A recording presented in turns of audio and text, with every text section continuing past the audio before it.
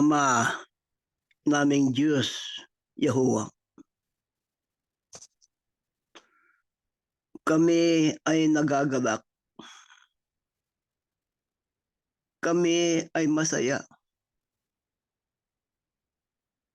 Tuwing nakakasapit kami sa katapusan ng taon. Ama, ang oras na ito ay aming huling pagsamba sa iyo sa taong ito. Inihanda namin ang aming sarili, ang aming kasambahayan, ang aming mga mahal sa buhay,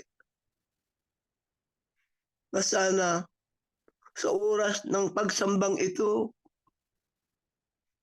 ikaw ay aming mapuri, ikaw ay masiyahan, ikaw ang aming mapaglingkuran. Ama, dahil sa mga awa mo sa amin, isang taong singkad, kinapkup mo kami, inalalayan mo kami, Pinagaling mo kami sa mga mabibigat na karamdaman. Ama, masaya kami sa oras na ito. Hindi namin mapigilan ng pagluha. Hindi dahil sa kami malungkot, kundi kami magagalak sa mga awat hawag mo sa amin. Paglilingkuran ka namin sa oras na ito. Tanggapin mo sana ang aming pagsisisi. Tanggapin mo ang bawat isa sa amin. Tanggapin mo ang aming pamilya at aming mga kasambahayan. Tanggapin mo ang lahat ng nakikinig. Lahat ng aming mga kapatid na kasama sa oras na ito. Sana ikaw ang pumatnubay. Ikaw ang aming mapaglingkuran. Salamat sa iyo ng maraming. Amang Diyos, paglilingkuran ka namin. Sasambahin ka namin sa oras na ito. Ang totoo, Ama, ihinihanda namin aming sarili. Ibinubukod namin ang oras na ito para sa iyo, Ama, na ikaw ay masiyahan. Ikaw ang aming mapaglingkuran. Hinihin namin sa iyo, kung maaari, tulungan mo ang aming kapatid ng iyong kakakapanin. Tumahan ka sa kanyang bibig at sa kanyang isipan, sa kanyang puso, upang matanggap namin ang iyong mensahe, ang iyong message, ang iyong katotohanan, upang ito'y aming maging ilaw sa aming pagsampa at sa aming paglakbay sa magulong sanglibutan ito. Sa oras na ito, Ama, samahan mo ang bawat isa sa amin. Itunghayan mo ang iyong mata sa bawat isa na sana, Ama, maging karapat dapat kami. Ikaw ay matutuwa. Ikaw ay masuyahan sa bawat isa sa amin. Ama naming Diyos, pinapanalangin namin sa iyo ang aming mga kapatid na sa mabibigat na karamdaman. Ang aming mga kapatid na sa masinding pagsubok. Ang mga kapatid namin nasa delikadong lugar. Ama naming Diyos, kung sila kasama namin sa ganitong oras, huwag mo sanang mapinsala ang aming pagsamba. Kaming lahat ay makasama, samang-sama, pumupuri at naglilingkod po sa iyo. Ama naming Diyos, taglay namin ang aming abuloy sa oras na ito. Iniaalay namin po tayo sa iyo. Hindi upang kabayaran ng anumang natanggap namin sa iyo. Ama namin, inaalay namin ito bilang pagsunod upang umamay magamit, matulungan ang aming mga kapatid na nangangailangan. Kami sama-sama sa aming paglilingkod sa iyo. Basbasan mo ang aming kabuhayan. Basbasan mo ang aming hanap buhay. Ama naming Diyos, alam namin ang mundo ito'y magulo. Alam namin ang ito'y mundo ay pahirap ng pahirap. Itangi mo sana kami. Isabi mo kami sana, Ama. Ibuhos mo ang iyong pagpapala sa amin. Ama naming Diyos, may share namin ito. May damay namin ang aming mga kapatid na nangangailangan. Matulungan din namin sila. Sa kasama namin sila sa tuwastong paglilingkod po sa iyo. Kami ay may tutuwid na naman ng isang taon. Sa harapin namin ang bagong taon. Ama, hindi namin ang anong magyayari sa buhay namin. Hindi namin ang aming alam, ang aming hinaharap. Iisa lang aming hinihingi sa iyo, Ama. Kung paano mo kami tunulungan sa taong ito. Ama naming Diyos, ipagpatuloy mo sana kami makatuwid muli sa taong susunod. Magpapatuloy sa paglilingkod sa iyo. Alam namin ang aming panahon sa mundong ito'y limitado. Pag kami tumatanda, Ama, pag nakikita namin ang katapusan ng mundo, pag kami nakakasapit ng katapusan ng taon, Alam namin na kami ay palapit ng palapit sa aming libingan. Alam namin, Diyos, ang aming hinihingi lamang sa iyo.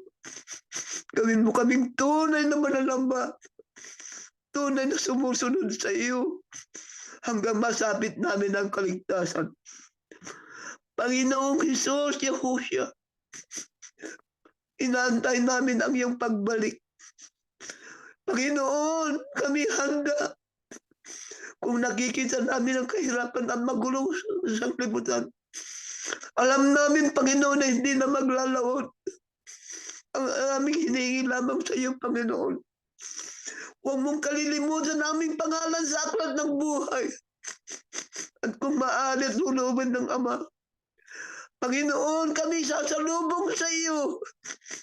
Sasama sa iyo para umuwi sa tahanang inihanda mo sa bawat isa sa amin. Panginoon ng Diyos, kami bumabalik sa iyo. Pagpalain mo sana kami sa taong ito. Ama, alam namin kami maghihirap. Alam namin kami magkakasakit. Panginoon namin Diyos, kami tatawid. Kung ikaw ay nasa malayo sa amin, wala kaming magagawa. Kaya ang aming hingi lamang sa iyo, Panginoon, kung paano mo kami tunulungan sa taong ito. Ibuhos sana ang iyong pagpapala sa susunod na taon. Kaming lahat ay sama-sama maglilingkod sa iyong banal na harapan. Lubos ang aming pananampalataya. Pinakinggan mo ang aming daig. Pinatawan mo kami sa aming maraming pagkukulang. Sasamahan mo kami sa pagsambang ito. At aming pinagkakatiwala. Tinanggap mo na ang aming maraming pagpapasalamat. At ang lanad yung aming hiningi, Ama, sa ngalan ng iyong bugtong na anak, Yahushua Amasiya. Amen.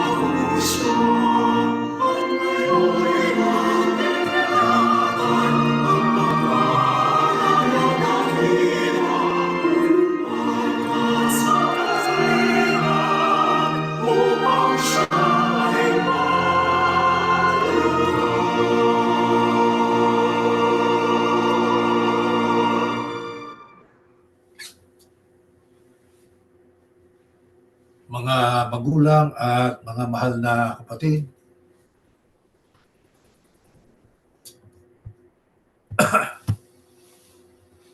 tayo ay sama-sama ngayon sa iisang diwa at yan ay ang mag-alay ng patuloy na pagsamba at pagpapasalamat sa ating Panginoon Diyos. Maraming mga relihiyon ang mga nagsasagawa rin ng pagpapasalamat sa Panginoon Diyos. So, tayo bilang mga kaanib sa loob ng movement o kilusang itinatag ng ating Panginoong Yahushua ay nagsasagawa rin ng pagpapasalamat. Subalit ang ating pagpapasalamat ay ating sinisiguro na ito'y dapat nakabatay sa Biblia. Ang ating pong pagpapasalamat ay araw-araw. Mahalaga sa atin. Wala ho tayong itinatanging araw na espesyal para tayo ay sumamba at mag-alay ng handog sa Panginoon Diyos. Mula nang tayo'y ibinukod ng Panginoon Diyos, tayo po ay nagkaroon ng katibayan at binigyan ng approval ng gobyerno ng Amerika na tayo ay pwede na mag-solicit o mag-abuloy. Mula noon, tayo sumamba na may kasamang handog o abuloy para sa Panginoon Diyos. Alam ninyo mga kapatid, At ito'y karaniwang alam na alam po natin. Ang pagpapasalamat ay walang hanggang gawain mula pa sa pasimula ng sangkatauhan. Ang unang nakatala sa Biblia na pagpapasalamat ay ang isinagawa ng anak ni na Adan at Eva. Sila ay sina Cain at Abel.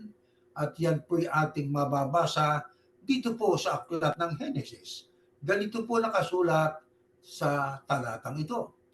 At nangyari nang lumalakad ng panahon, ay nagdala si Cain ng isang handog ng mga bunga ng lupa sa Panginoon o kay Yahuwah.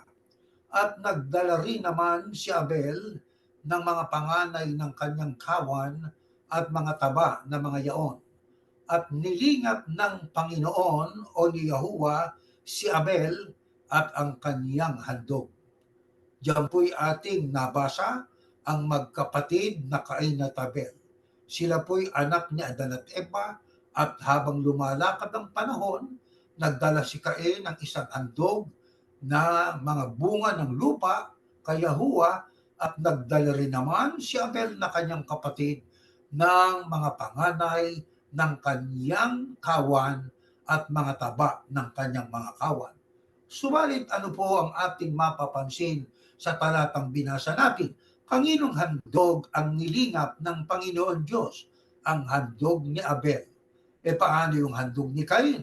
Hindi ho nilingap ng Panginoon Diyos. Kaya ang pagpapasalamat ni Abel at ang kanyang paghahandog ay tinanggap ng Panginoon Diyos, ngunit ang kay Abel ay hindi. Ano po dahilan? Sapagkat ang ginawang paghahandog at pasasalamat nitong si Abel sa Panginoon Diyos ay taimtim mula sa puso, sa lahat ng kabutihan na ginawa sa kanya ng Panginoon Diyos. Ngunit ang handog na ginawa ni Cain ay hindi ho sincero, walang katapatan at kulang sa kanyang pananampalataya sa Panginoon Diyos. Hindi katulad ni Abel na kanyang kapatid.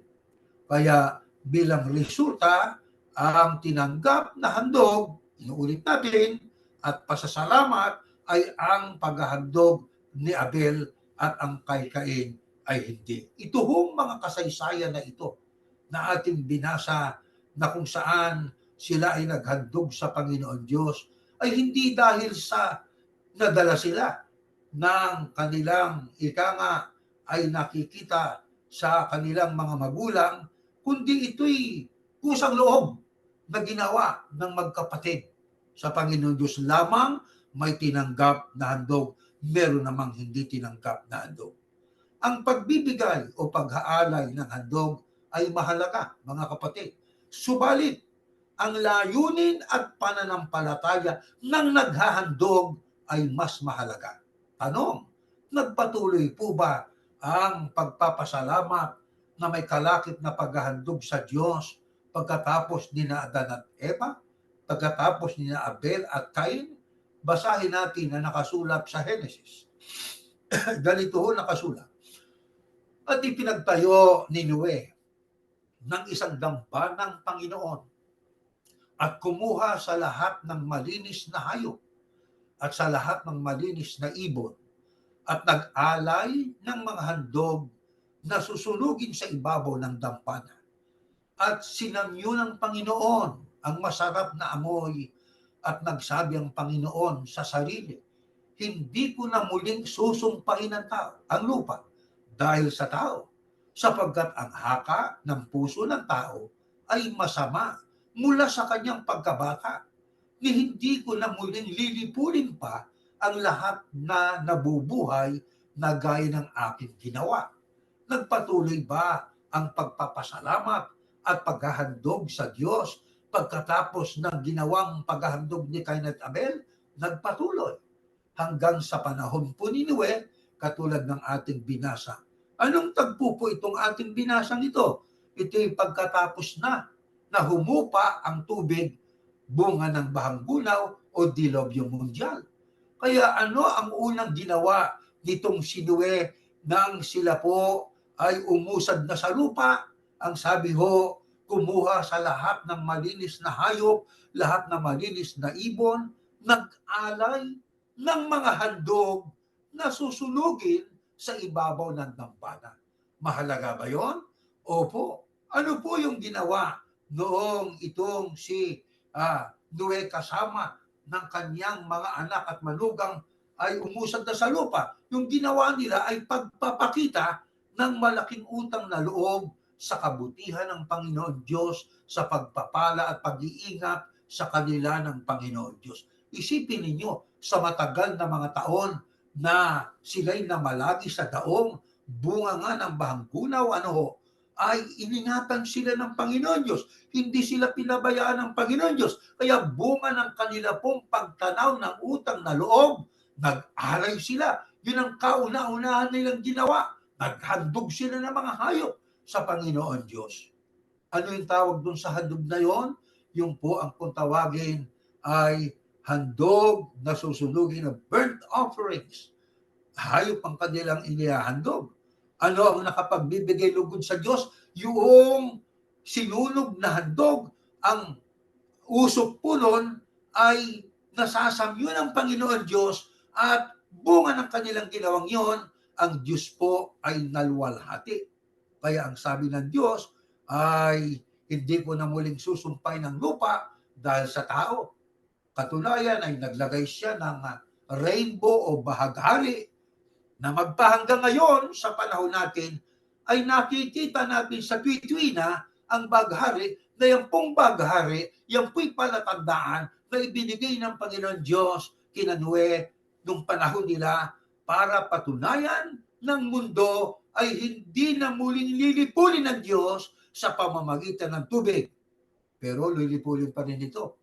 Hindi na sa tubig, kundi sa pamamagitan ng apoy at ng asupre. Ang ating usapan po rito, nagpatuloy ba ang pagpapasalamat at paghahandog sa Diyos ng mga tao mula kay Cain at Abel? Nagpatuloy hanggang sa panahon po ni Noe. Nagpatuloy yan. Malimit nating mapag-aralan ang kasaysayan po ni Noe. Ang ginawa ni Noe, paraan ng pagsamba. Ang ginawa ni Noe, paraan ng pagtanaw ng utang na loob sa Panginoon Diyos. Kaya natuwa ang Panginoon Diyos Di ho ba? Katunayan na tinanggap ng Diyos ang ginawang pasasalamat na may kalakip na handog ng mga hayop noong panahon ni Noe. Mga kapatid,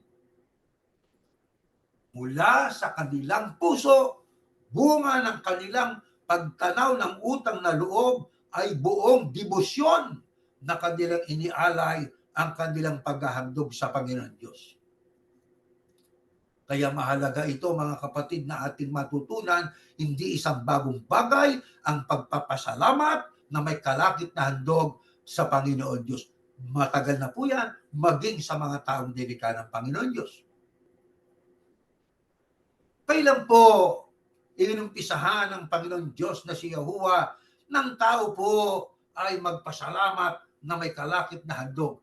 Bagaman yung ginawa ni Noe, kusang loob yan. Hindi sila inutusan ng Panginoon Diyos. Pero kusang loob bilang pagtanong ng utang na loob sa Ama. Ito ang pakinggan natin sa Exodo. Ito ang batas. May utos na. May 3 magdidiwang ka ng pista sa akin sa bawat taon. Ulitin natin. Ang kausap ng Diyos dyan ay ang bayang Israel.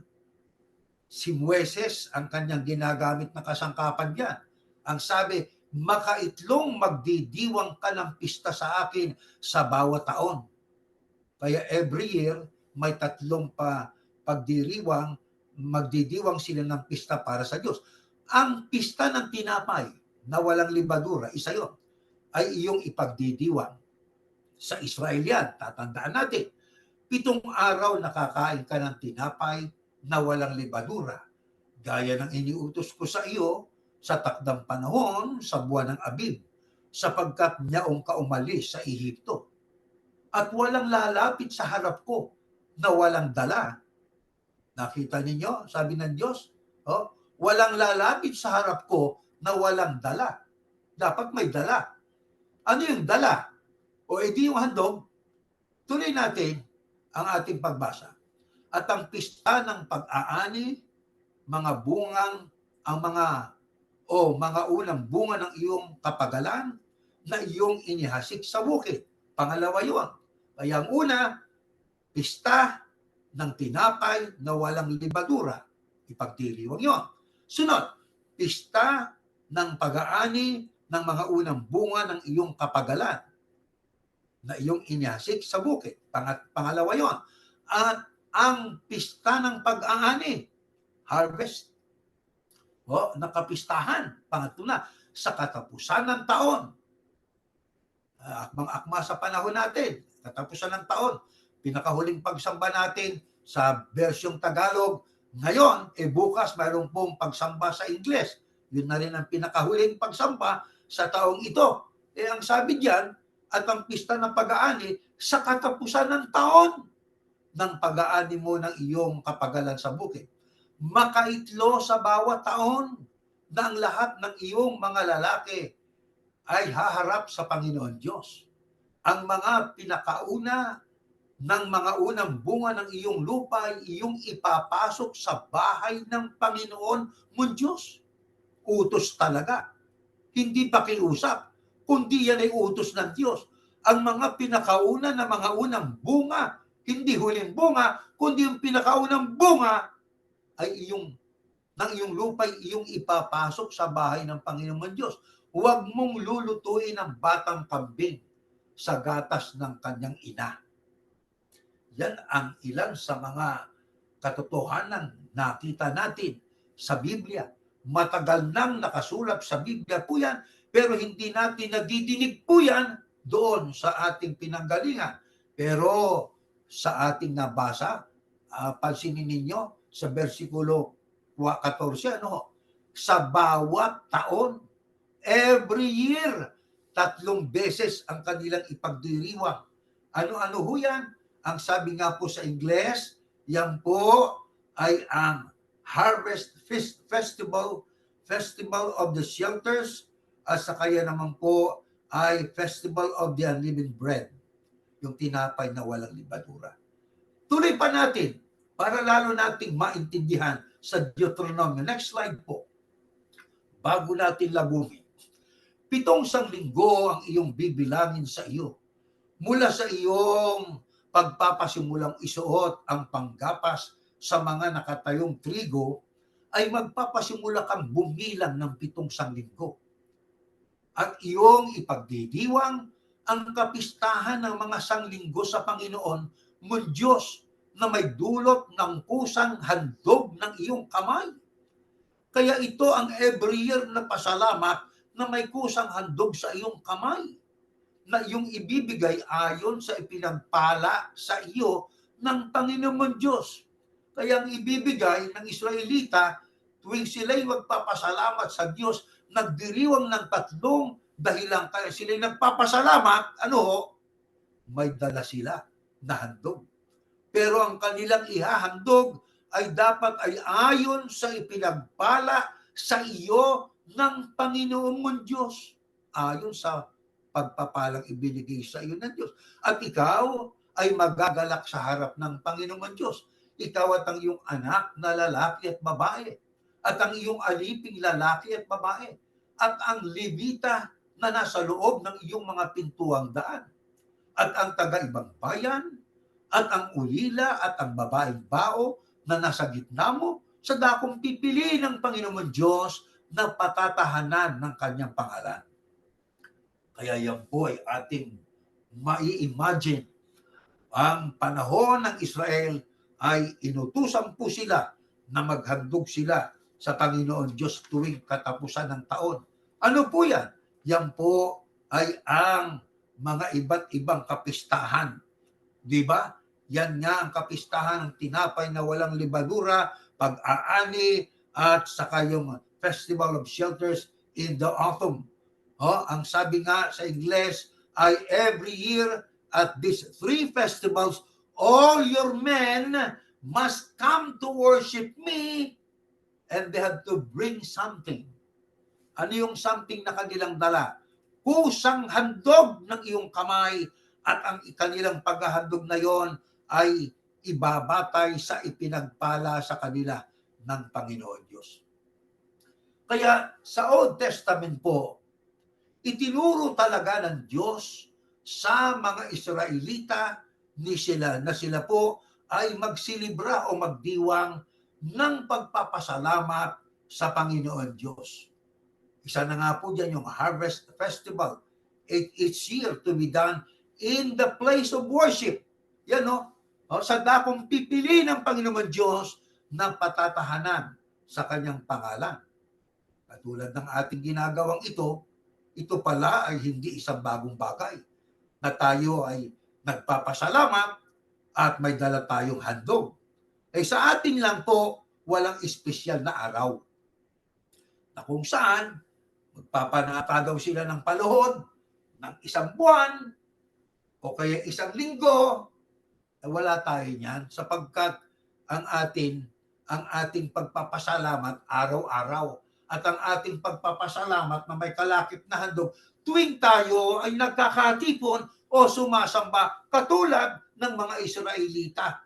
Yan ang ating po nabatayan, mga kapatid. Kaya atin pong dapat natandaan sapagkat may magtatanong sa atin ano kayo mga iglesia ni Yahushua? Nagpapasalamat ba kayo? Opo, ang sagot namin. Opo, kung paanong araw-araw, minuto, segundo, inaalaala namin ang kapanganakan ng Kristo, ganon din ang kanyang kamatayan, kahit walang tiyak na petsa. Araw-araw, oras-oras, nagpapasalamat kami sa Diyos at kami ay nagpapasalamat na may kalakip at dalang handog tuwing pagsamba. Mga kapatid, ganyan po tayo.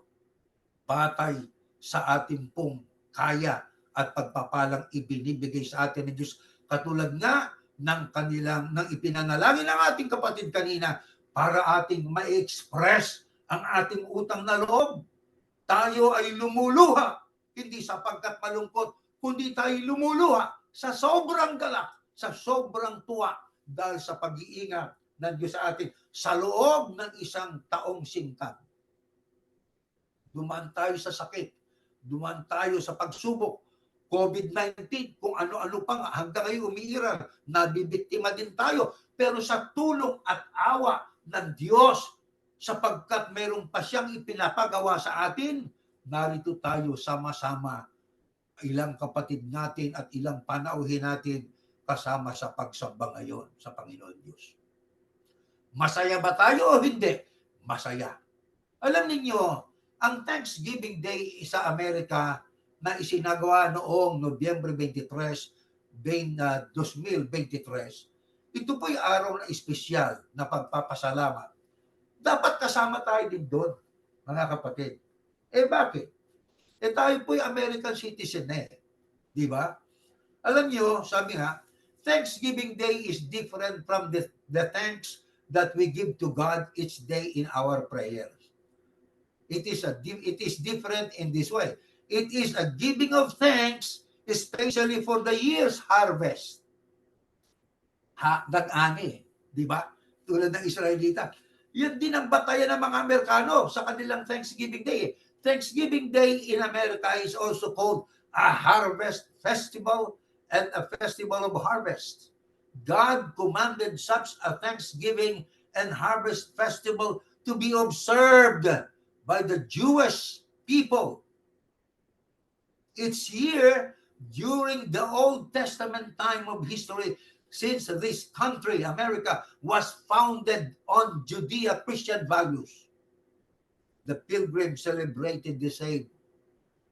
So it is clear then that in the ancient past, God commanded His Old Testament people to observe a Thanksgiving celebration 3 times a year or more than that.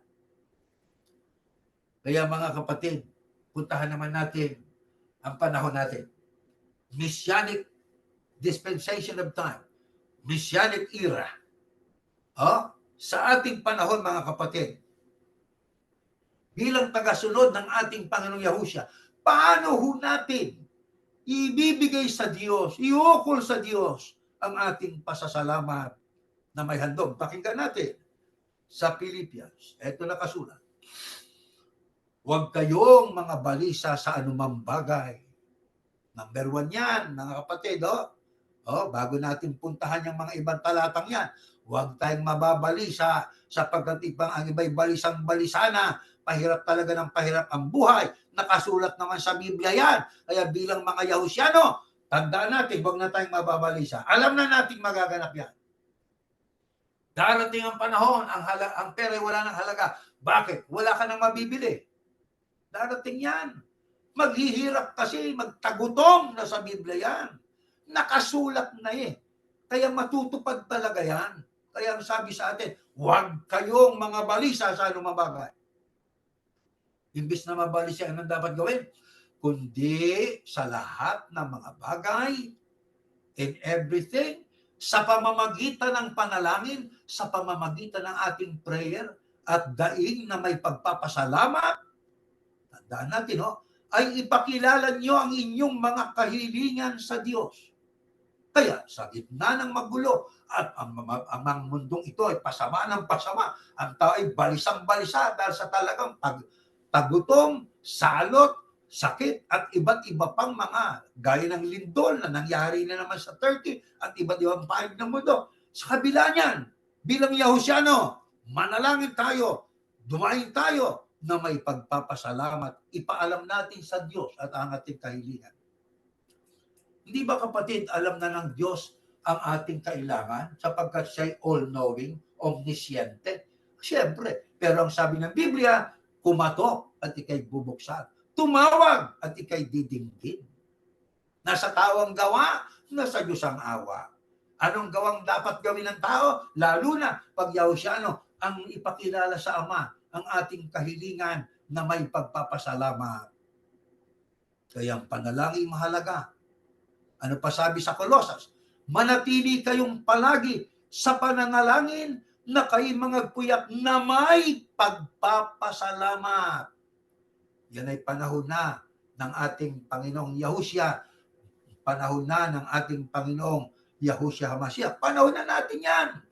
May pagpapasalamat. Nabago ba ang utos ng Diyos sa Israel noon? At nabago ba sa panahon natin? Nagpatuloy, walang pagbabago. Kailangan ng lingkod ng Diyos, lalo na ay higit na magpasalamat sa Panginoon Diyos. Huwag tayong mababalisa.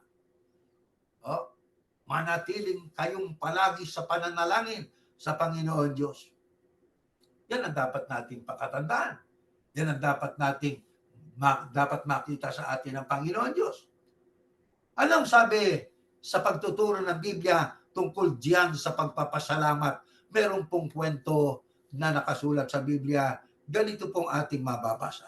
Next slide. Ito ho, mga kapatid.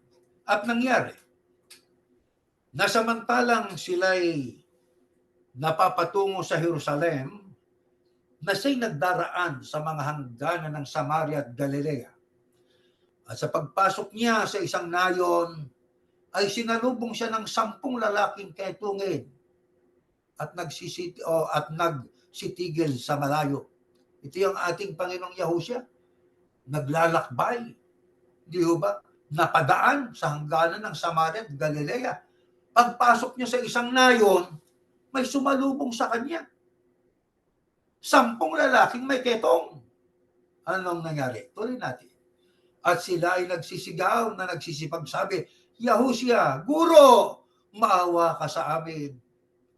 At pagkakita niya sa kanila, ay sinabi niya sa kanila, magsihayo kayo. At kayo'y pakita sa mga saserdote. At nangyari na samantalang sila'y nagsisipa roon, ay nangalinis sila. Nalinis sa ketong. Alam niyo yung ketong? Yung sakit sa balat. Tandang-tanda ko, may isang lokal sa Maynila, lugar yon ng mga kapatid nating mga may ketong eh. No, ako'y nasa Iglesia ni Cristo pa. Kamarin ba yun? Di ko alam. Di ko masyadong tanda. Na doon, mga kapatid natin ay nahihiyang makipagkamay eh. Ako'y nangasiwang 3 beses yata doon. At ayaw nilang makipagkamay sapagkat ayaw nila na matouch yung ating skin ng kanilang daliring putol-putol. Kaya minsan, hawak-hawak nila yung pasugo. Doon na lang, hawakan na lang po ninyo ang dulo ng pasugo, kapatid na ministro. At sapat na po para nakipagkamay na kami sa inyo. Naku, hindi ko kami nandidiri sa inyo, kapatid. Oh, alam nyo, yan nangyari yan sa ating Panginoong Yahushua, may 10 may ketong lumapit sa kanya at inutusan sila at nalinis sila. Tuloy natin. At isa sa kanila, nang makita niya nang siya'y gumaling, isa lang, 10, pero yung isa, nang makita niyang siya'y gumaling, ay nagbalik.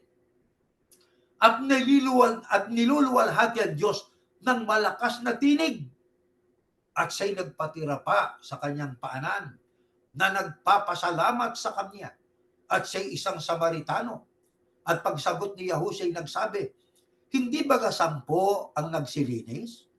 Datapwat, saan ang aron ng 9? Walang nagbalik upang lumuwalhati sa Diyos, kundi itong taga-ibang lupa.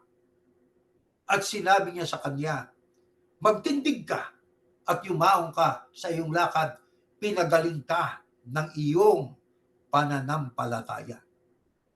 Ito'y tagpo ng ang Panginoong Yahushua nasa lupa pa, naglalakbay at nangangaral na pagawi sa hangganan ng Samaria at Galilea.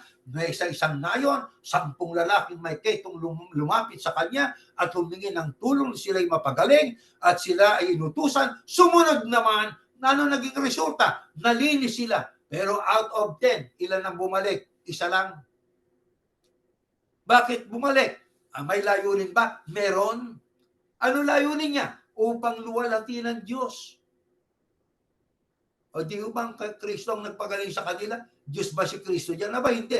Ang Panginoong Yahushua, kaya lang nakakapagpagaling, ang sabi niya ay dahil sa Diyos.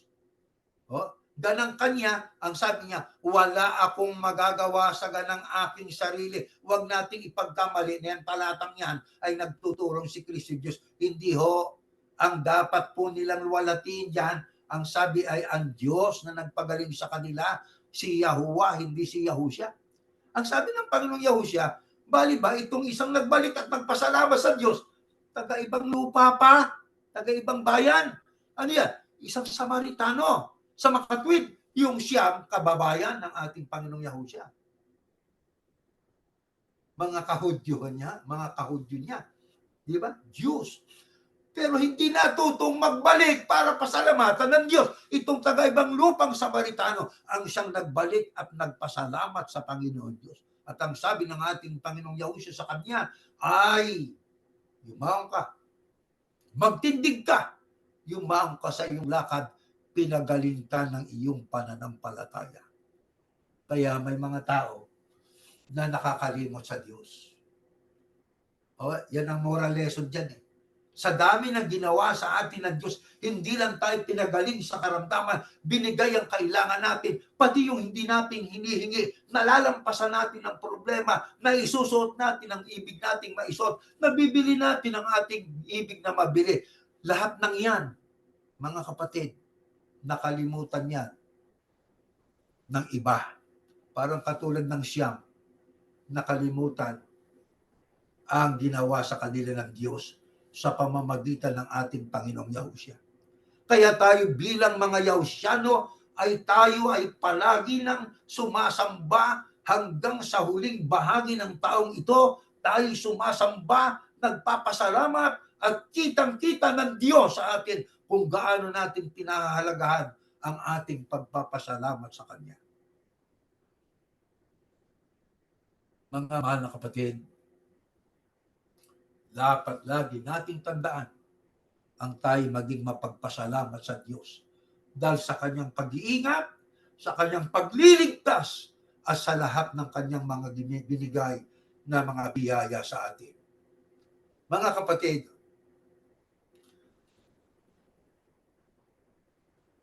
paano natin dapat isagawa ang ating pong pagbibigay ng pagpapasalamat sa Ama na may kasamang handog? Yung may handog. Hindi lang sa pamamagitan ng bibig, yung may handog. Ito, pakinggan natin. Aklat po ng gawa. Next slide. At ng unang araw ng sanglinggo, ano nga bang unang araw ng sanglinggo? Di ba linggo? Nang kami nagkakapisan, upang pagputol-putulin ng tinapay, si Pablo ay nangaral sa kanila na nag-aakalang umalis sa kinabukasan at tumagal ang kanyang pananalita hanggang sa hating gabi. Unang araw ng sanlinggo, nagkakapisan o nagkakatipon, nagpuputol-putol ng tinapay, nangaral si Pablo, nag-aakalang umalis sa kinabukasan. Paano ang kanyang pangangaral? Ba matagal? Tumagal ng kanyang pananalita hanggang sa hating gabi. O, di may aral, may pasalamat, at may pagsamba sila. Di ba? Sama-sama. Anong sabi pa dyan? Ngayon, tungkol sa ambagan sa mga banal, ay gawin din naman ninyong gaya ng iniutos ko sa mga iglesia ng Galacia tuwing unang araw ng sanlinggo. Ang bawat isa sa inyo magbukod na magsimpan ayon sa kanyang iginiginhawa upang wag nang gumawa ng mga ambagan sa pagpariyang ko. Yan ay tungkol sa paghahanda ng ating iaambag o ang ating ibibigay na abuloy. Ano yan? Yan po ay sinasantabi. Ang sabi nga tuwing gawin ninyo tungkol sa iniutos sa iglesia ng Galacia, unang araw ng sanlinggo, tuwing unang araw, bawat isa ay magbukod at magsimpan ayon sa iginiginhawa. Kaya ang ating pong pag-aabuloy sa pagsamba ay ating inihahanda. Ginagawa po ba natin yon? Kung hindi po, gawin po natin. Ibinukod natin yan. Ibinubukod natin. Pagka atin na pong naibukod, papasok ang tukso. Sabi ng Diablo, bawasan mo. Papasok ang tukso. Huwag mo nang ibigay. Aba, mga kapatid, pagka nakabukod na para sa Diyos yan, ang sabi ng Diyos, ninanakawan ninyo ako. Sabi doon sa lumang tipan, paano ka namin mananakawan? Sa inyong mga handog. O kita ninyo. Kaya kapag ka ang ating halaga na ibinukod ay para na sa Diyos yun, huwag na natin galawin yun. Bakit? Hindi na atin yun eh. Kanino na yun? Nakakaukol na sa Diyos yun. Hindi mabuti na atin po nagalawin ang bagay o abuloy o ambag na nakabukod na para sa ating ibibigay sa ating pagtitipon. Diba? Masama po yun eh, mga kapatid. Ano yun? Pagnanakaw sa Diyos po yun, mga kapatid. Diba? Ngayon, kailangan po ng ating gagawin pag-abuloy, hindi naman dahil sa tayo natangay lang ng iba. Ang iba'y nag-abuloy, mag-abuloy din ako. Anong tawag doon? Extrinsic. Extrinsic, panglabas lang. Anong kailangan? Intrinsic. Ano yung intrinsic? Mula sa loob, mula sa puso, ito ang tunay na paraan ng pagbibigay ng abuloy mula sa puso. Kaya, inihahanda para ano? Para maging mula sa puso. Saan nakabatay? Nakabatay doon sa ating tinatanggap na biyaya. Diba, mga kapatid? Ano layunin? Para wag tayong napipilitan. Pero ang perang maiambag natin, saan madadala? Sa pagpapagawa ng kapilya? Aba hindi, walang nakasulat yan dyan. Ayan o. Ngayon, tungkol sa ambagan sa mga banal. Hindi sinabing ngayon tungkol sa mga ambagan sa pagpapatay ng mga kapilya. Hindi ganon. Pagka binasa pa natin nga sa English, ang sabi po rito, sa 1 Corinthians chapter 16 verses 1 down to 2, sa GNT, ganito po nakasulat. Now concerning what you wrote about the money talaga, to be raised, to help God's people in Judea. To help God's people in Judea. Kaya kanina sa panalangin ng kapatid din natin, mayroon kaming ibinukod, ito sana'y makatulong sa mga kapatid. Yun naman ang dapat talaga eh. Yun ang nakasulat sa Biblia. Di ba?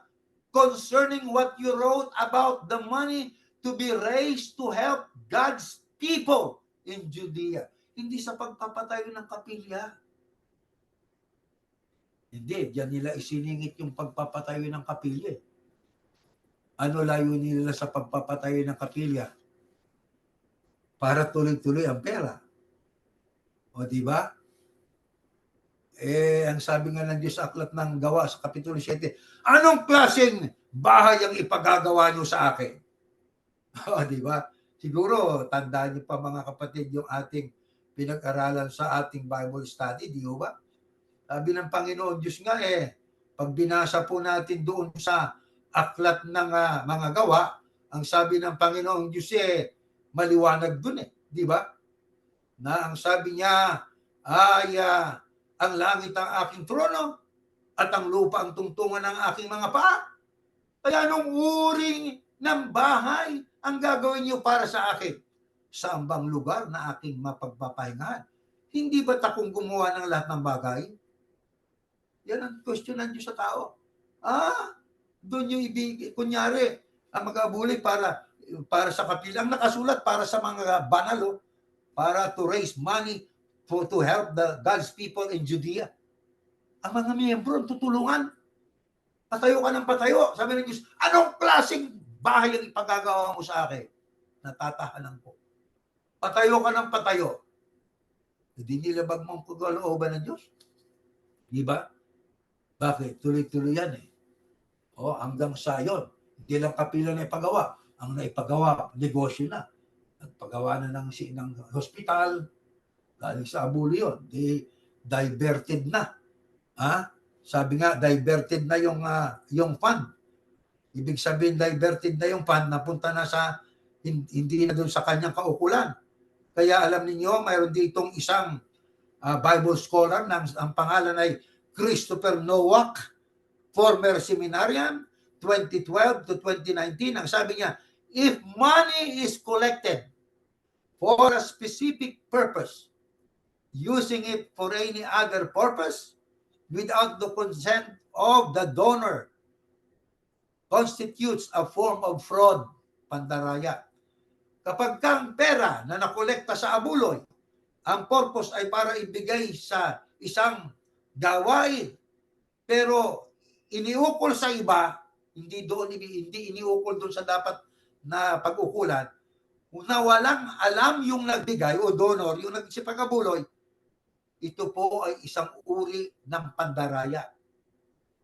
Ang sabi pa, if a capital campaign is undertaken, then that money should be held in a separate account that is only used for paying the expense for the project. Dapat talaga, kung ano ang layunin sa paglikom ng abuloy, doon dapat mapunta ang abuloy, mga kapatid, sa kaukulan.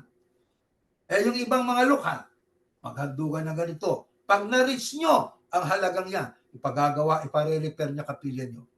O yung nag-raise yung mga kapatid. Kasama pa ako nun doon.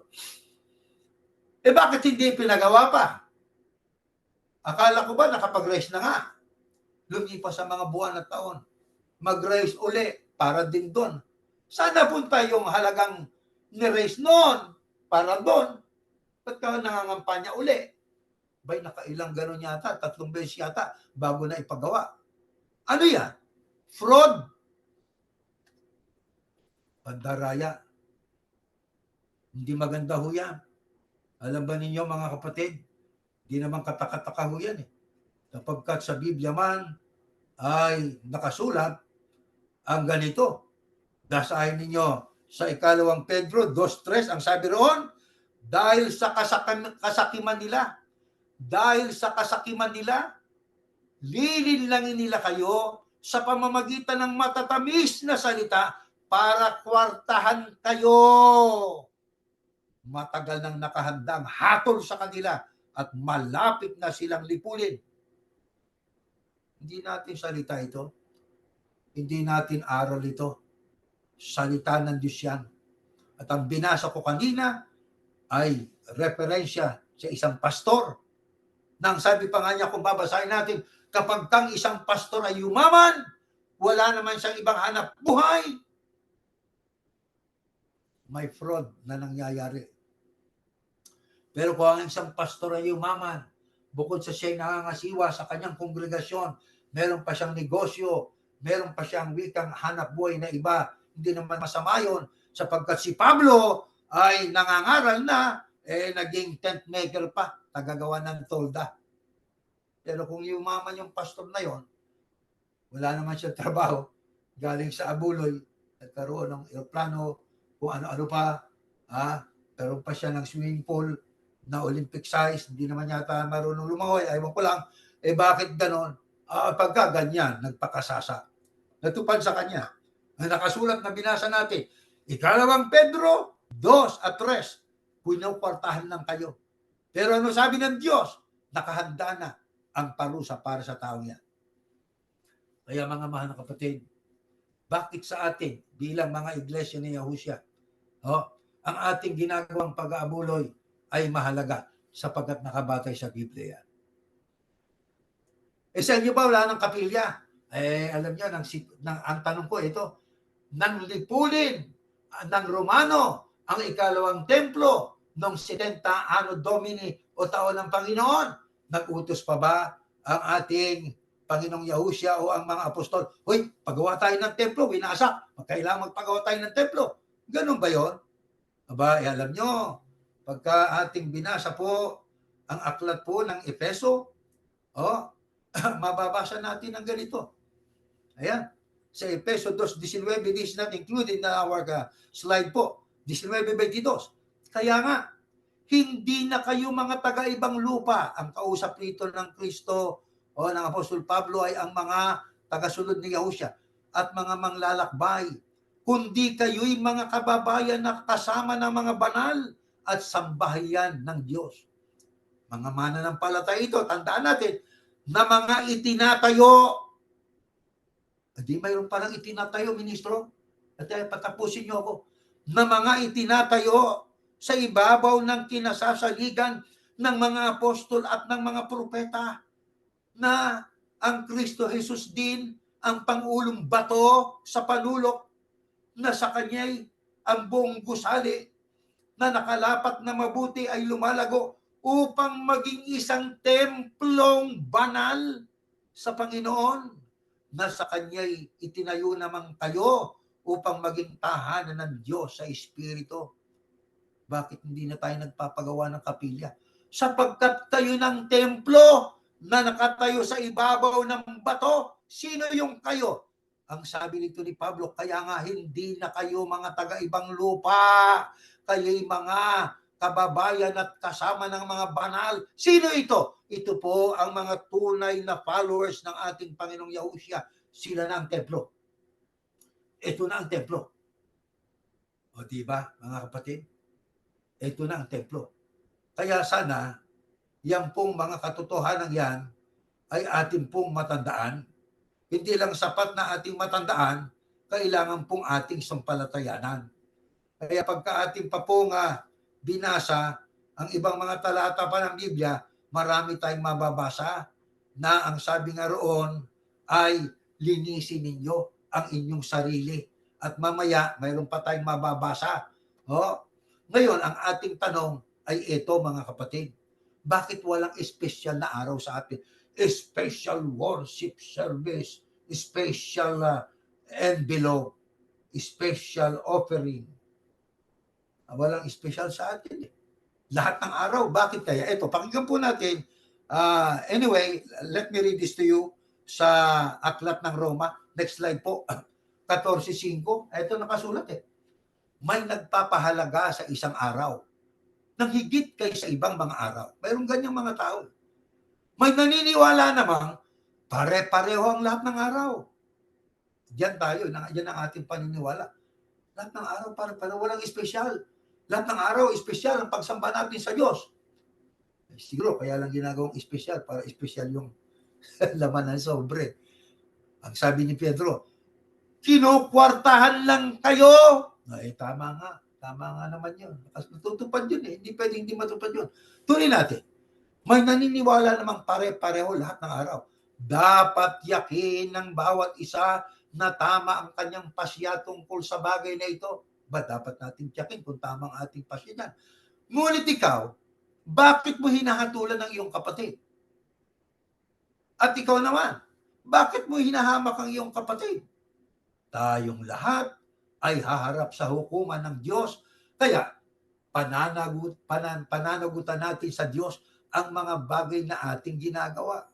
kung sa atin lahat ng araw ay espesyal, lahat ng pagsambay espesyal, lahat ng ating pagtitipong may abuling espesyal, sa iba'y hindi espesyal ang ibang araw, kundi may bukod na araw na espesyal. Kanya-kanya tayo. Bakit? Lahat naman tayo haharap sa hukuman ng Diyos. Huwag nating hatulan. Ito ang amin, tama. Sa inyo, mali. Ay, tahimik na lang tayo. Basta't ang ating napili, lahat ng araw, pare-pareho yung pagsamba natin. Espesyal yan. Lahat ng ating binubukod at isinisimpan na iaabulin yung pagsamba, espesyal yan. Ayon sa ating iginiginhawa. Katulad po ng ating mababasa sa aklat ng Deuteronomy. Next slide. Ito, utos na rin ito. Di ba? Ayan, no? At iyong ipagdidiwang kapistan ng mga sanglinggo sa Panginoon Diyos na may dulot na kusang handog ng iyong kamay na iyong ibibigay ayon sa ipinagpala sa iyo ng Panginoon Diyos. Katulad ng panahon ng Israel, ayon sa ipinagpala sa kanila ng Panginoon Diyos. Kaya ang ating pong pagbibigay, ayon din po sa pasya ng ating puso. Nakasulat ba yan? Next slide.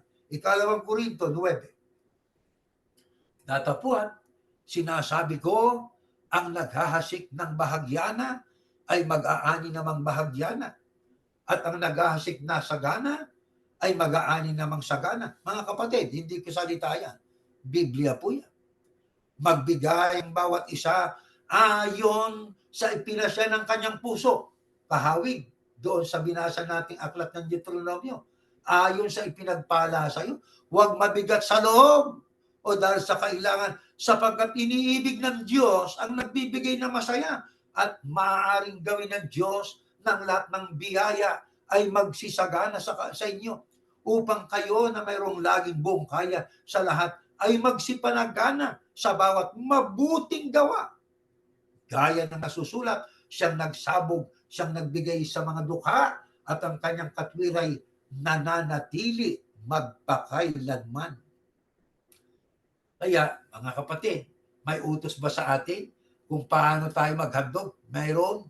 Magbigay tayo ayon sa pasya ng ating puso. Huwag mabigat sa loob. Kailangan masaya. Di ho ba? Kailangan pasya ng puso. Hindi papasya yung iba para sa atin. Kundi ako na magbibigay ang magpapasya batay sa ipinagpala sa akin ng Panginoon Diyos. Ano suhestyon? You should not give if it makes you unhappy. Or if you feel forced to give. Huwag ka nang magbigay ng abuloy o ambag kung ikaw ay hindi masaya at para kang napuwersa. Alam ba niyo kung bakit?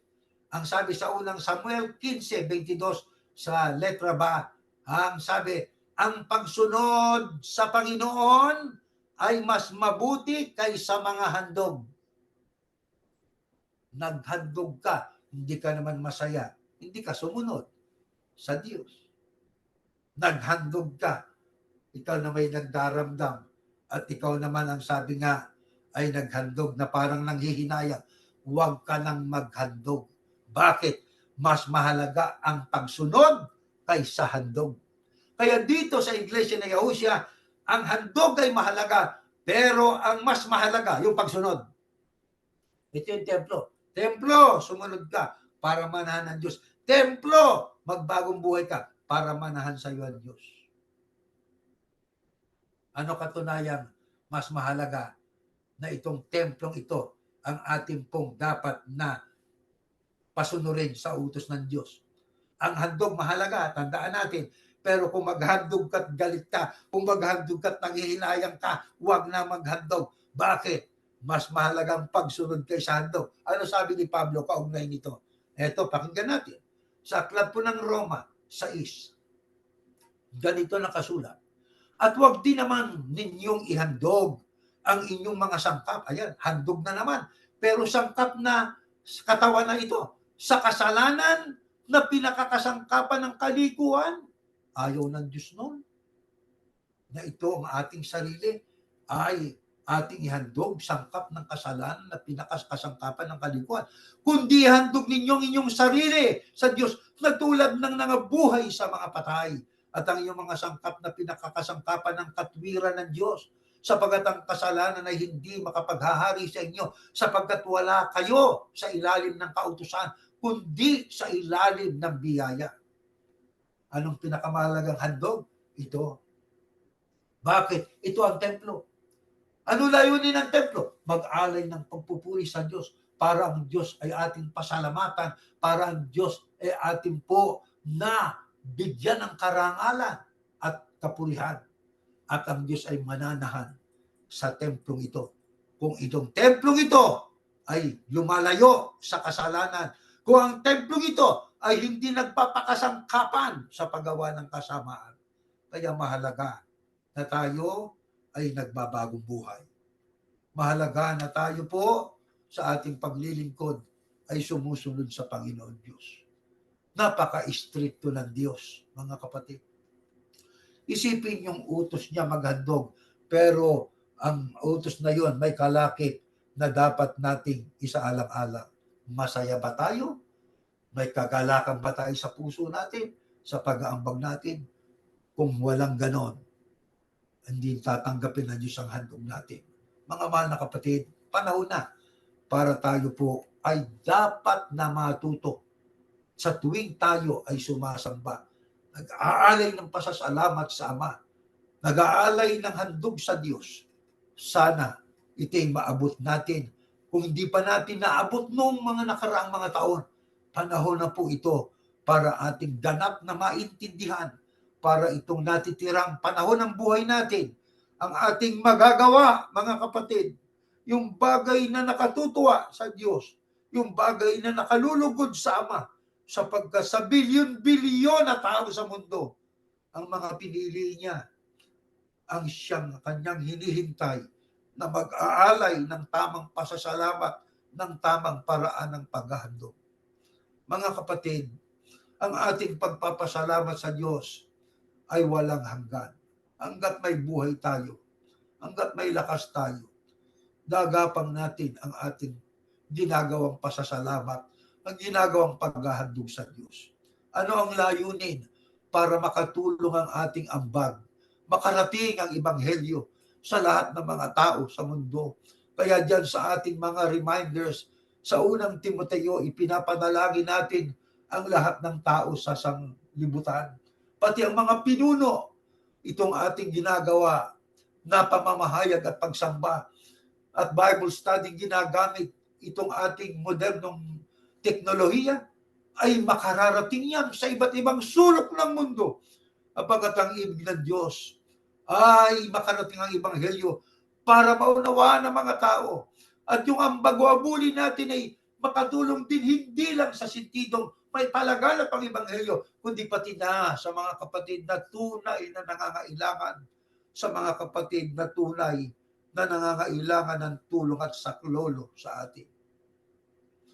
Samantalang yung iba ay nagpapasalamat sila sa Diyos sa isang paraan na naisip nila, hayaan natin sila, hindi natin sila hinahatulan. Tayong lahat ang haharap doon sa Diyos kung tama ang ating ginawa o hindi. Kaya ang ating pong magagawa, mga mahal na kapatid, ay maging panatag na tayo. Manatili tayo sa ating paninindigang ito, ng ating ginagawang pasasalamat sa bahay-bahay, ang ating ginagawang pagsamba sa bahay-bahay, pasalamat na may handog, abuloy na may handog, yan ay ayon sa kalooban ng Ama. At ang Diyos na nakatunghay sa atin ay ating nadudulutan ng kaluguran at kapurihan, sapagkat kita niya sa kabila ng kahirapan at pagdarahop, tayo nagbubukod ng halaga para tuwing pagsambay mayroon tayong maihahandog sa Kanya. Handog na ayon sa kaya, handog na ating itinantabi, handog na ating piniprapara, ating isinet aside para masunod ang paraan ng paghahandog ayon sa gusto niya. Lahat ng ito ay ating gagawin, mga mahal na kapatid.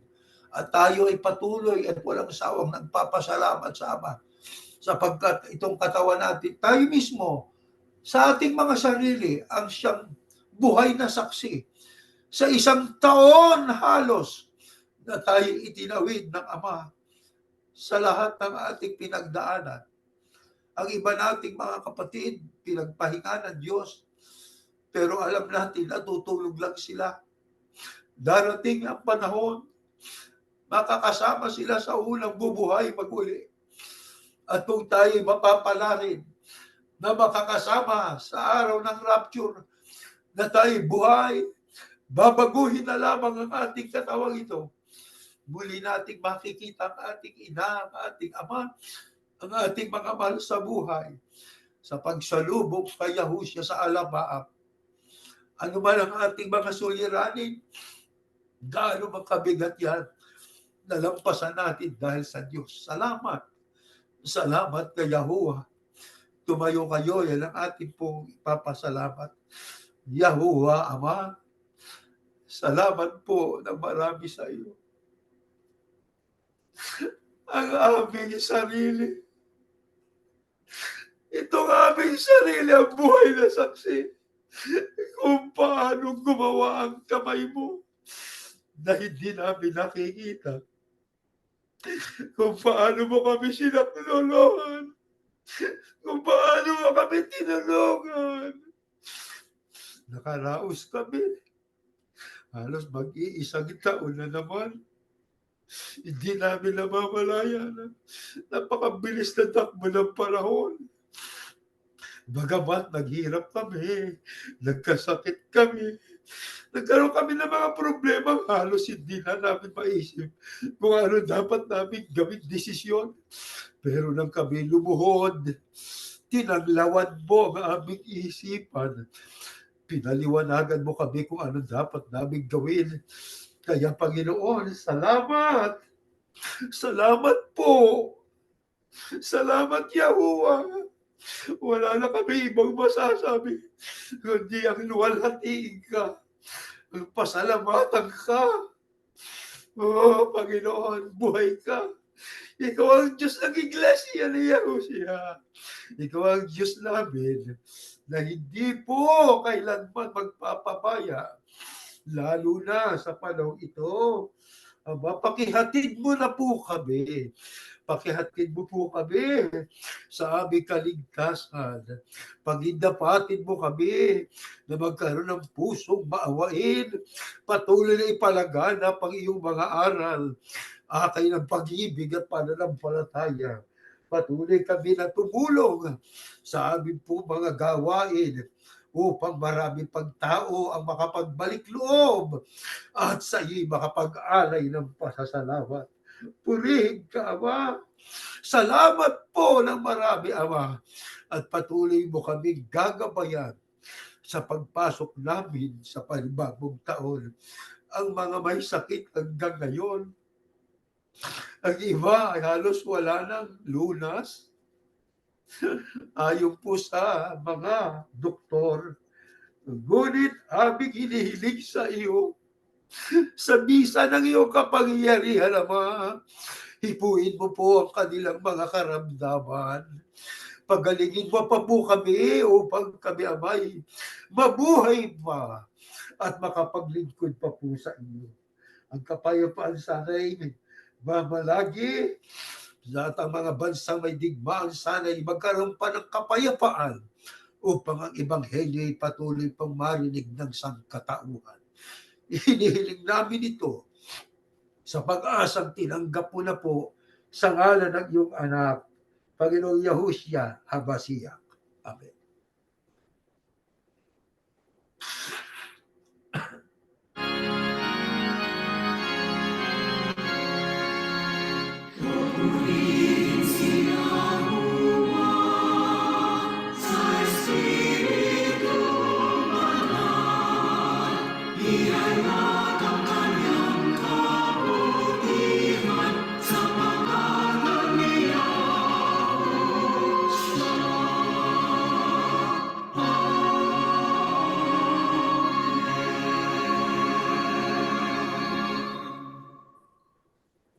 Ang biyayang pagliligtas ng ating Panginoong Yahushua pag-ibig ng Diyos na si Yahuwah at ang patuloy na paikilakip ng Espiritu Santo siya nawang sumaating lahat ngayon at magpakailanman.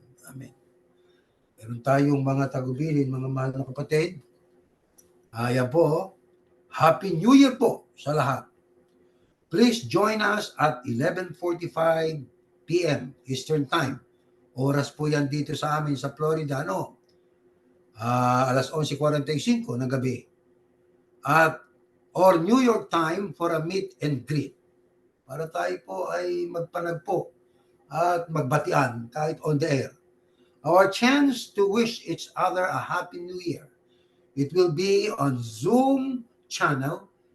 Ay ang ating pong channel 870-1774-1810. And the password is 2024. At yun nga, ang unang Timoteo, patuloy nating isama sa panalangin ng buong isang katauhan po, mga mahal na kapatid. At ang mga pinuno, hindi lang ng mga bansa, pati na po ang mga pinuno ng mga relihiyon. Mga kapatid, hanggang dyan po at tayo natatapos.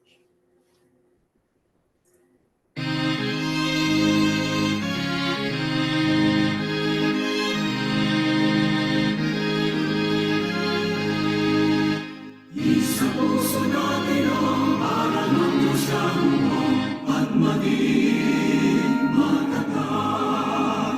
Pagkatyak na darating araw ng paghuhukom o kaya siya'y tingin makalabing ang iglesia. Ipagtanggol ang katwiran gamit ang sanata niya. Tayo ay manindigan